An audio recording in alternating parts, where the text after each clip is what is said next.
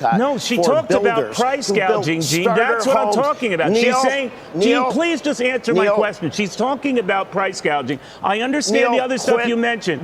Do you really think food companies are price? Neil, we just heard. Do you think food companies are price gouging? Gene.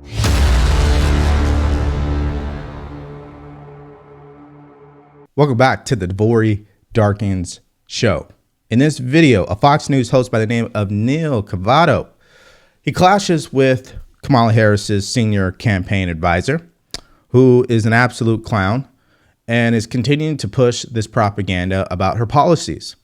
And the problem that Kamala Harris has right now is the one policy that she came out with, it has absolutely been crushed by most economists and most business leaders. But hey, don't take it from me. Let's hear what they had to say. The more important thing that she'll do tonight is talk about her biography, who she is, who she fights for. And what you're going to see is a person who, as a prosecutor, as an attorney general, took on powerful interests to help middle-class families, people being hurt. And what she is doing in her economic speech as well is letting people know, I will not hesitate to take on a major corporate interest that is taking advantage of you and exploiting prices during the crisis. That is not happening. Gene, that's not happening with the food prescription drugs. I get the to prescription help lower drug prices, thing, but Gene, to have please, the negotiations that brought to blame down it on insulin food companies, to $35. I know, Gene, but on the food thing, you know it's a silly argument. You just know it's wrong, right? When the Washington Post says it's gimmicky, when the New York Times says it's unrealistic,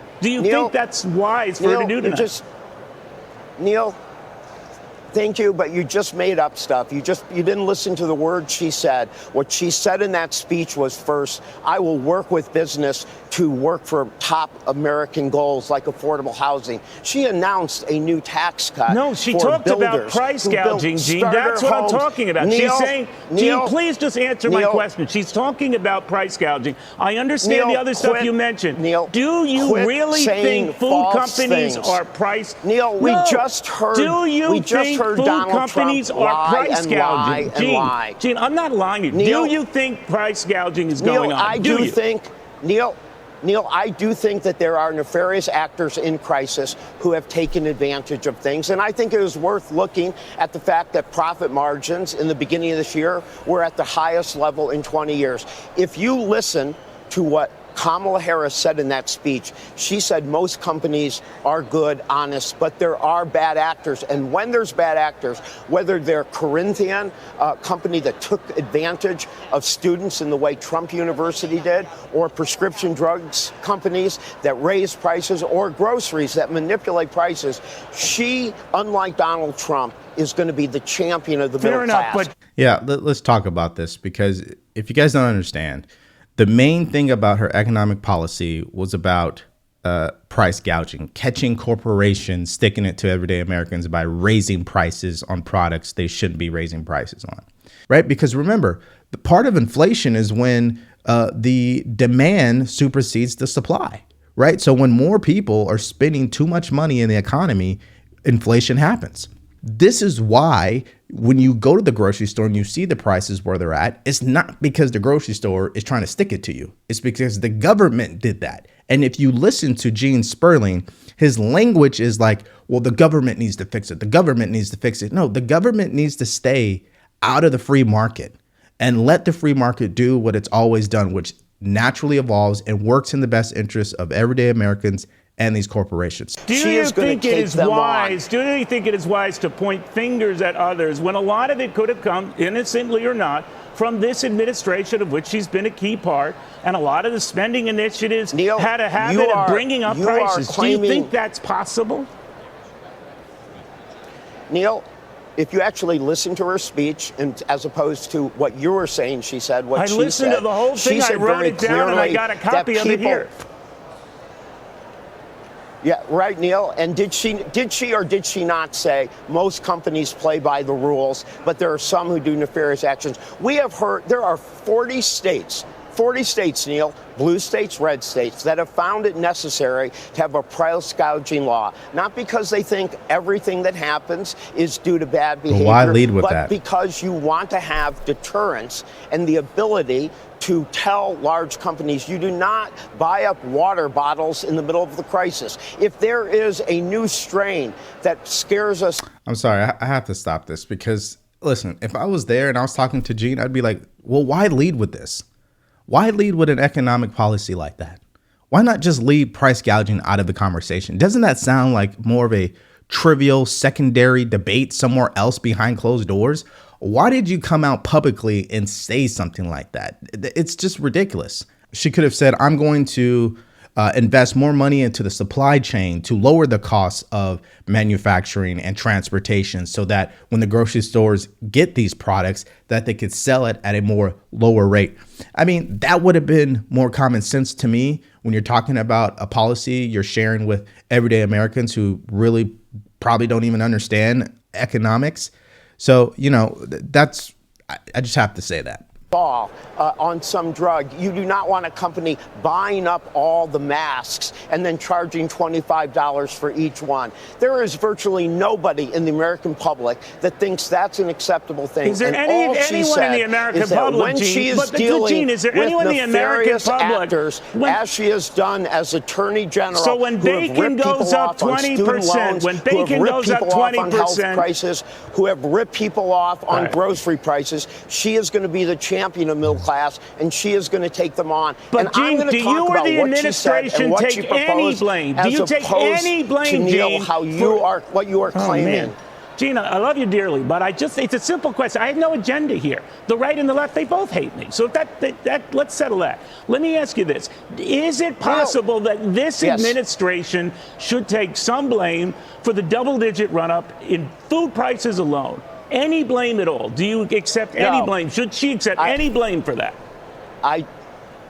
No, I think overwhelmingly what people are seeing is that the United States got through the recovery with greater jobs, greater growth. The global inflation that you talk about happened everywhere in the world, and the United States is one of the places where it's coming down. If you look at what the Federal Reserve looks at, which is the PCE, it's already been down to 2.5. Now the regular inflation is 2.9. So yes, I do think that most of this is a once in 5 generations or 10 generations pandemic that shut down the global economy, that created supply chains and stoppage and many things. And that what Joe Biden and Kamala Harris did is make sure American families and small businesses and child care centers and the middle class generally was able to get through that crisis, but also have a strong recovery where they had a little bit of cushion. And you're right, inflation has come down dramatically from those high levels in 2022.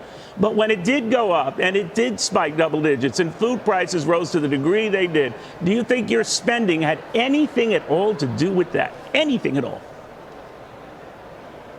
I do not think it was a significant factor. Makes you sick, doesn't it? You know, think about this. They're using global inflation rate, right? So it's not just our country. It happened to all countries. And this was a once in a 2-3 decade tragedy that happened in our country. So why don't you apply the same standard to Trump then? Why do you guys go on the stage? Why do you guys go campaigning? Why do you guys go on the news and blame Trump for these issues? I don't understand. You can't have it both ways. You can't say, oh, well, you know, it's because of this has never happened before. Okay, well, will you say the same thing for Trump? Right? So that's my first takeaway as I wrap up this video. The second one, which is just disingenuous, and it shows you what the Democratic Party is all about. Do you see how he just talks over him?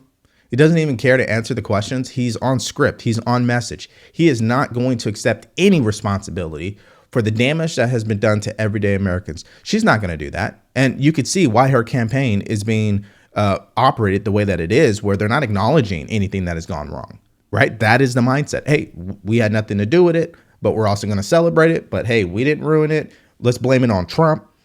Okay, got it. I don't believe swing voters are going to buy that. Okay. I believe you get more votes if you can accept that you were wrong about something. I just believe that. I think for both sides, it doesn't matter who you identify as. And she's yet to come out and say, hey, you know what? We are sorry that what has happened during the pandemic and how we responded didn't work for everybody. I mean, she's not going to do that. And I think it's going to backfire, because the people that it hurts the most is not the celebrities that you see supporting her, not the athletes that you see supporting her. Okay. No, it's not these CNN anchors or whatever. It's the everyday Americans who are living paycheck to paycheck. She hurt those individuals, her and Joe Biden.